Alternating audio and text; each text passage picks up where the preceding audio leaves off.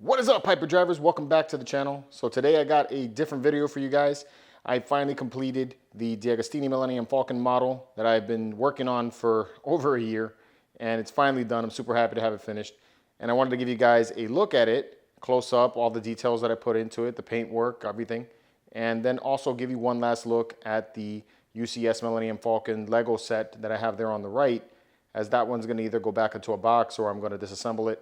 But that's what we're gonna get into today. So if you're into that, if this is your first time on the channel, I wanna apologize if there's an echo. I am actually having to film this in my dining room area. It's because these ships are just massive ships. There's no way I could get them both on my table inside of my usual filming studio area. So if this is your first time on the channel though, we talk about Star Wars here on the Hyperdrive all the time. So if you're into that too, please like, subscribe, and turn on notifications so you can jump to Lightspeed every week with us right here on the Hyperdrive. All right, so let's get into this, right? We got two Millennium Falcons right here, both impressive pieces. On the left is the Diagostini 1:1 scale, studio scale Millennium Falcon that is a replica of the model used during the Empire Strikes Back filming. And then on the right is the latest UCS Millennium Falcon Lego set that you can buy at Lego. And both of them, like I said, are super awesome pieces. Both are massive ships. Both of them measure 32 inches in length and about 24 inches wide. So you do need some serious space if you're going to display either one of these ships. So yeah, really, really dope. Both of them have light up kits. The Diagostini comes with a light up kit, but this one here does not. I actually purchased a light up kit from Light My Bricks and then installed it so that I can have some light up features on that ship. I also bought a display stand, which you see right there, that allows you to display the Falcon on its side so that you can save space when you want to display it. The one on the right here, I believe, was about a $700 or $800 kit new. I can't remember exactly the retail price of it. I bought this one used, and I think I paid about 500 bucks for that kit. And then the one here on the left is more like a $1,400 kit, and it takes forever to get the pieces to build this, and now it's discontinued. So you're gonna even probably pay more if you have to buy the parts aftermarket. All right. So let's take a look real quick at the Diagostini real fast before we get into the meat and potatoes of what I built, the Diagostini. So this is the Lego set. As you can see, it's about equal in length to the UCS, the Diagostini kit there. It's a very, very big model. Lots of really awesome details in the ship. Really love the way this is. This has a crap ton of pieces. For a long time, this was the largest Lego set that they ever made. You have swap out radar shields that you can use. You can either display it like this, which is the way I do it, because it's the only way to display the Millennium Falcon with the circular dish. But if you're a big fan of the sequel trilogy, they also have the rectangle dish if you want to do that. And they even have some of the minifigures for that. But of course, you know, me being old school, I always keep it Empire. So I got Han, Chewie, Leia, and 3PO in the cockpit. Really, really nice kit though. I love this kit. You have some of the same features that that you would see in the studio scale model. Like there is a ramp here that comes down. I know it comes down. Come on. It's making me a liar. But the ramp comes down there. Let's see if I can do that. This takes a little force. There we go. So you can see there's a ramp that comes down. You also have the legs that look pretty accurate. They're a lot bigger than you would see on a studio scale, but you know, it's a nice representation by Lego. So this one here takes about a week, maybe even less if you really want to push it. But I spent about a week building it, and about 6-7 hours a day putting this one together.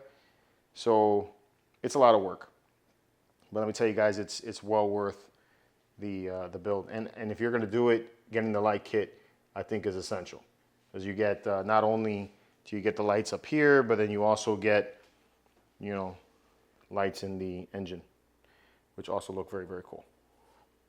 And then there's some interior areas that you can do. So some of these panels come off and you can see the interior of the ship, which is neat. All right, let's get into this. So here's the Diagostini Millennium Falcon. Like I said, this one took me over a year to put together, probably even more if you consider how long I waited for the parts, but I think I waited 2 years for all the parts to arrive after I ordered it. Assembly took a few months, about 3 months of me putting together and spending some serious time on this one. I mean, on some days I would spend from like dawn till dusk working on it. It also has light up features. So you can see it has the engine. You also got lights in the gunner area on both sides. You got lights in the cockpit. It doesn't come with figures. All right, and then you also have lights in the front. You get a cool controller, and you can open the ramp like that, which I think is really, really dope. There's also landing lights. Now, the landing lights are pressure sensitive based on this leg right here. I think because the table's not very balanced, it doesn't turn on all the time. So I gotta like press down on it, and even then it doesn't want to do it. So let's see. Yeah, there he goes. So they turned on now. So you can see that it's got landing lights too. And I've seen some other guys that have really worked on the interior and the lights, and they really banged it out. I mean, some of the lighting kits that I've seen put on this thing are ridiculous. So you can really go all out with this one. The interior also opens up. This part here comes out, and the dish moves, and then you can see the interior of the passenger area. But you also have this panel that pops off too. Pull this out here. Doesn't want to come out. Come on. It's fighting me. Why is everything fighting me today? There you go. I was working with one hand. And then you also have an interior right there you can see. So panels do come off. I didn't add lighting on the interior. It's because my plan for this is to actually have it up on the wall. There's a mount that I have for the wall mount and make it look like it's flying. So I'm not really concerned with the interior right now. Maybe later on in life I can work on that some more and work up the interior. The paint job that I did on this one, I ended up getting the Studio X paint, Archive X paints, and I spent, man, I don't know, better part of a month almost painting. Again, you know, working little bits here and there, not spending like, you know, day and night doing it, but spending several hours when I could. First time I ever did an airbrush paint, so I'm really happy with the way this came out. This actually locks in a little better like that. I didn't glue that down. So, but yeah, you can see that there's lots and lots and lots and lots of detail on this in comparison to the Lego, you know, as far as paint goes anyway. And layers of paint. It's crazy how much time it actually works in. A lot of the paints that I used that are provided, you know, they're not even the colors that you use to in the final result. You know, they're kind of like layered on top of each other, and then once it's all done, you know, you get the effect. But you know, right out of the bottle, it doesn't look that way. You can see like that red color. You don't get that red color out of the bottle. So it's a lot of work put into this. A lot of love. Spent a whole lot of time looking at photographs and trying to get it as accurate as possible. It's not completely accurate, you know, and I didn't really press myself to make it entirely accurate to the Empire Strikes Back version. I just wanted it to be mostly, you know, give me most of the feel that the ship had, and I think I at least achieved that. Like these effects here, I dremeled in and then painted.